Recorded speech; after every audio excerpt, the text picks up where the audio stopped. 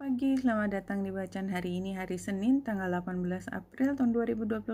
Selamat datang di bacaan harian, bacaan umum untuk semua zodiak. Ambil hanya jika resonate, silakan lihat description box sebuah video ini untuk rangkuman bacaan hari ini.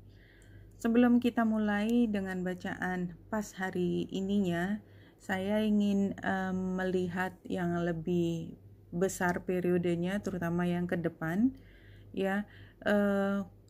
Pluto ada di 28 derajat 33 menit, tetapi dia tidak akan keluar dari Capricorn sampai setahun lagi. Jadi karena dia planet yang jauh sekali dari yang paling jauh sebenarnya, juga bahkan di ilmu pengetahuan di astronomi yang sekarang dia bahkan tidak disebut sebagai planet. Anyway, jadi tema tentang intensitas dalam hal kepemerintahan, ini kolektifnya kepemerintahan atau kekuasaan, itu masih akan terus berlanjut ya, sebelum kita kemudian menjadi lebih futuristik, tapi itu juga masih tahun depan. Itu yang paling jauhnya sementara. Tapi karena matahari sedang square dan matahari ada di Aries, maka memang energi kita perlu untuk membuka kemungkinan bahwa kita tuh ingin terlibat dalam pergulatan barangkali politik ya, karena sebenarnya kan kalau ada kaitannya dengan kekuasaan, akhirnya politik dimanapun levelnya, bahkan di dalam keluarga pun itu kita bisa sebut politik ketika kita ingin menjadi atau ide kita yang ingin diambil oleh banyak pihak yang berada di dalam satu rumah tangga, itu kan sebenarnya politik juga dalam setting atau konteks yang lebih kecil. Nah, itu yang paling terlihat di sini. Nah, kemudian dalam 1 bulan ke depan matahari akan berdekatan dengan North Node. Jadi kalau matahari berada di sekitar North Node atau South Node, keduanya ya, maka kemudian kan akan terbuka kemungkinan untuk gerhana matahari ataupun gerhana bulan. Jadi ini kan walaupun mulai dari yang setengah atau yang penuh ya gerhananya, baik matahari maupun bulan. Jadi kalau gerhana bulan itu adalah pengakhiran dari satu hal yang besar, kalau gerhana matahari itu fresh new start. Jadi kan ada energi pembaruan dalam waktu kira-kira sebulan ke depan, dan oleh sebab itu dalam waktu sebulan ke depan ini banyak cerita yang mungkin bisa membuka kesempatan baru untuk apa yang bisa dilihat ke depan. Sebenarnya itu latar belakangnya. Jadi kalau kita bisa sadari, memang yang namanya kehidupan kan nggak pernah berhenti, selalu berubah, bahkan kita yang pasti adalah perubahan gitu kan. Tapi perubahan yang model seperti apa? Jadi yang namanya gerhana bulan itu kan, gerhana bulan, gerhana matahari itu kan juga hal yang biasa, dan biasanya itu yang memberi nuansa dari cerita dinamika dalam 1 tahun ya. Dan ini sebentar lagi merupakan titik turning point-nya dari hal tersebut. Tapi apakah itu akan menjadi besar pengaruhnya kepada kita atau tidak? Itu kan semua tergantung dari kesiapan kita, dari kesiapan tuh dalam arti kata kita sudah mampu untuk membuat loncatan atau tidak, leap-nya. Apakah kita sudah mampu atau belum? Ada yang loncat ketika dia dengan penuh kesadaran sehingga dia bisa mengarahkan arah loncatan dan besaran tenaganya. Bahkan barangkali ada beberapa yang sudah begitu siap sehingga loncatannya itu begitu kecil, tidak terlihat karena sudah begitu terencana. Ada yang sama sekali tidak siap sehingga dia harus terguling-guling jatuh dulu untuk bisa bangkit berada di sisi yang sebelahnya. Jadi bukan loncat tetapi keseret atau jatuh sehingga dia harus bangkit lagi. Anything like that. Dan itu semua sangat personal. Dan kalau untuk hari ini secara khususnya ya, jadi saya sudah berhenti bicara tentang besarannya tadi.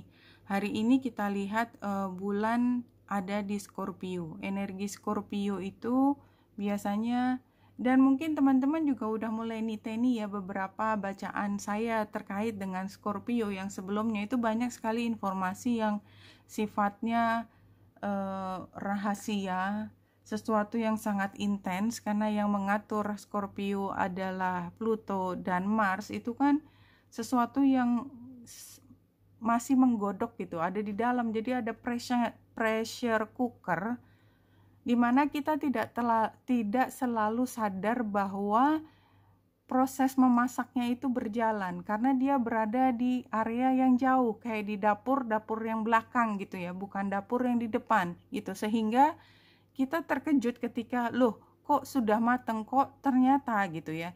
Dan ini juga ketika hari ini tanggal 18, tanggal 19 dia sudah melewati South Node, dia sudah masuk ke Sagittarius pada tanggal 19. Jadi pada hari ini ada informasi yang juga sangat relevan, sangat besar kaitannya dengan bagaimana cara pandang kita ke depan. Dan tadi kan intensitas ketika kita merasa perlu untuk punya andil di dalam dinamika kelompok yang lebih besar itu juga sangat besar ya. Dan kalau kita lihat garis hijau di sebelah kiri yang paling kental itu kan adalah Neptunus yang sextile dengan Merkurius yang sedang conjunction dengan Uranus, dan pada hari ini itu oposisi dengan bulan. Jadi ini adalah transit yang penting hari ini, adalah ketika kita bicara tidak seperti biasanya, karena kita punya latar belakang bahwa pendapat kita bahwa ini tidak bisa didiamkan, ini harus dibicarakan dan perlu dilakukan sesuatu, entah berakhir perubahan atau tidak jadi masalah, tetapi saya punya urgensi untuk menyampaikan, dan begitu disampaikan maka akan ada energi balik dari siapapun yang menerima informasi dari kita, itu sama intensnya. Dan kalau kita lihat memang di sini masih ada T-square dengan focal point Saturnus, dan ini kan masih sampai akhir bulan ya. Maka mau gak mau setiap kali ada argumen, selalu bolak-baliknya lagi adalah aturannya atau seharusnya, budayanya, kebiasaannya bagaimana.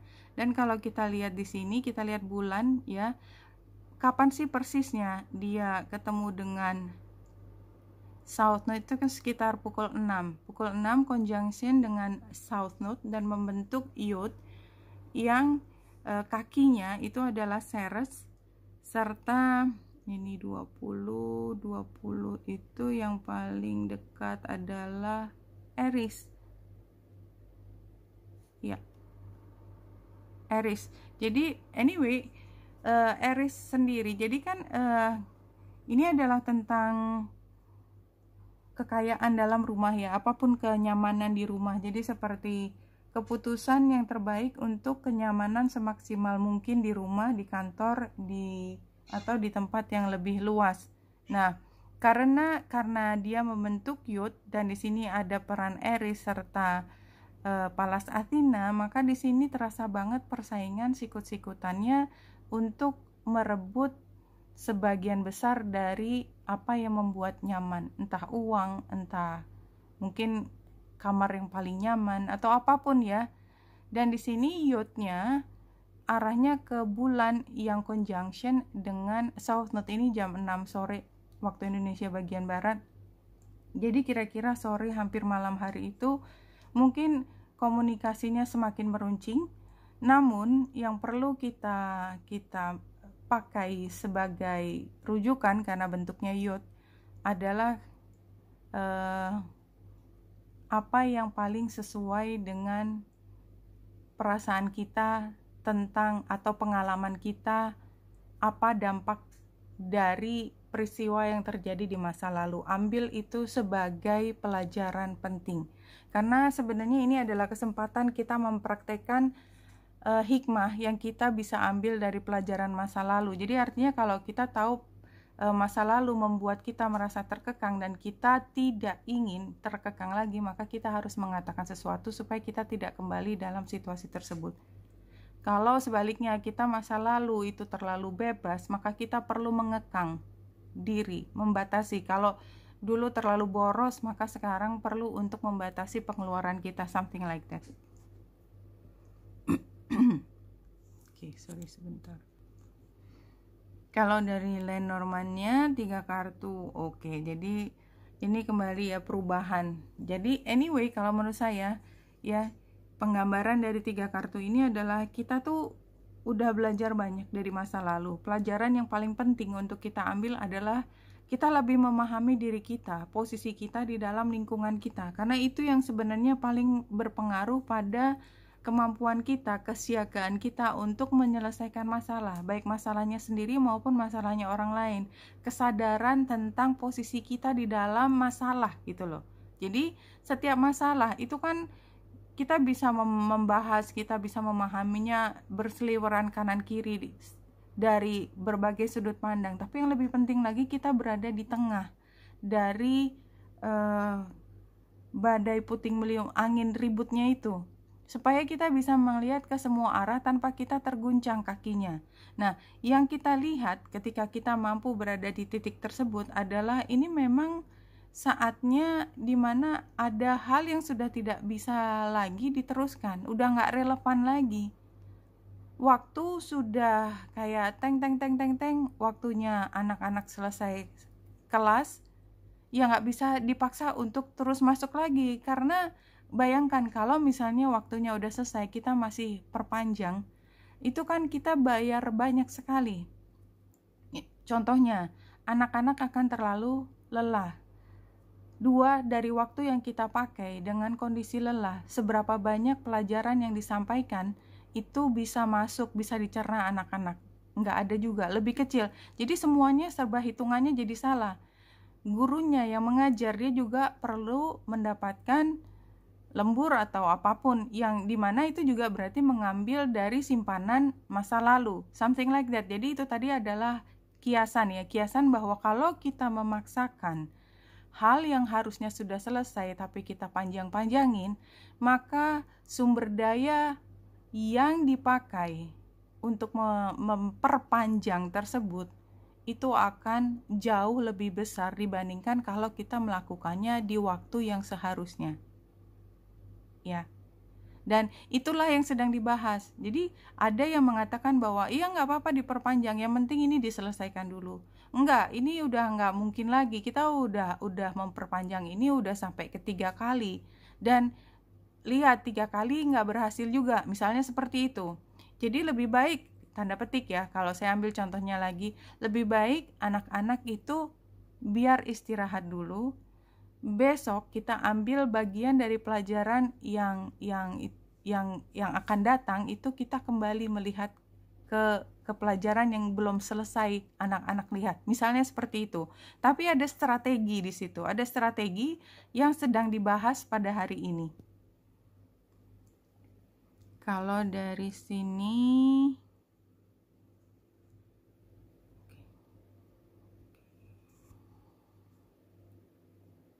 practice. With daily practice, you can polish your skill and talents and increase your confidence ya. Jadi kalau menurut saya, kayak tadi saya ambil contohnya ya, contohnya anak-anak yang kita perkirakan dia hanya butuh 1 jam mata pelajaran untuk menguasainya, tapi ternyata tidak, dibutuhkannya 3 atau 4 jam mata pelajaran. Itu kan salah perhitungan di masa lalu. Tapi kan tetap kita tetap harus membuat anak-anak itu mengerti. Katakanlah ini pelajaran matematika, kita harus tetap mencari waktu, walaupun lebih mahal, tapi kita perlu untuk memastikan praktis-praktisnya tersebut. Dan kita sendiri praktis dalam arti kata, kalau kita perlu untuk membahasnya lagi, memberi waktu tambahan, berikan itu.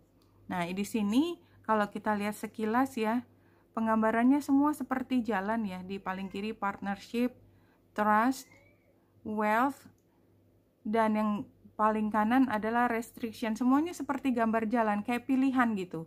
Tetapi yang dragon itu adalah posisinya sebagai saran. Jadi kan kita diminta untuk kuat, berani, bold, yakin itu. Jadi kalau kita lihat detailnya, ini current situationnya adalah partnership.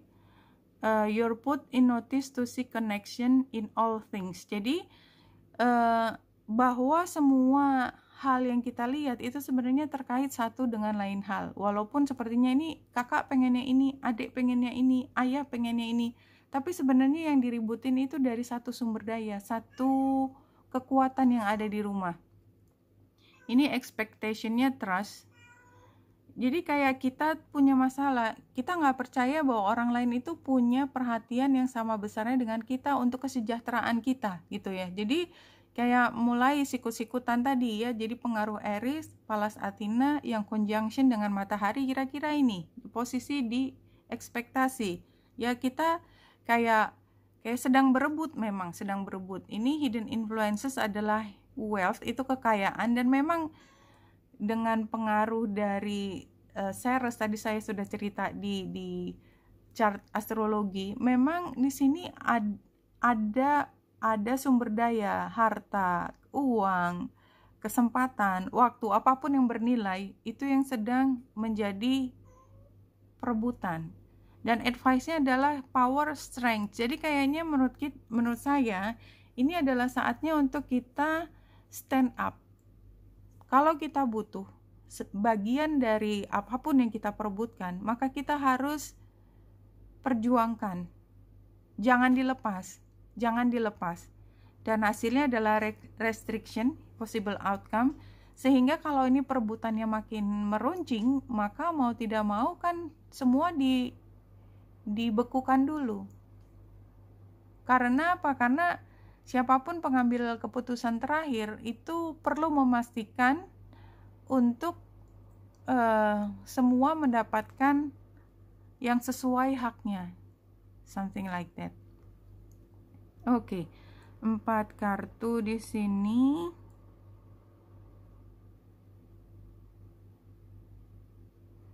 Ya kalau kita lihat sekilas, saya nggak lihat ke belakang ya. Knight of Swords ini kan kalimat yang tajam, yang tanpa pikir panjang, mengalir gitu aja. Ini adalah tadi yang Merkurius conjunction dengan Uranus, oposisi bulan, dan sextile dengan Venus. Exactly, Knight of Swords-nya seperti itu.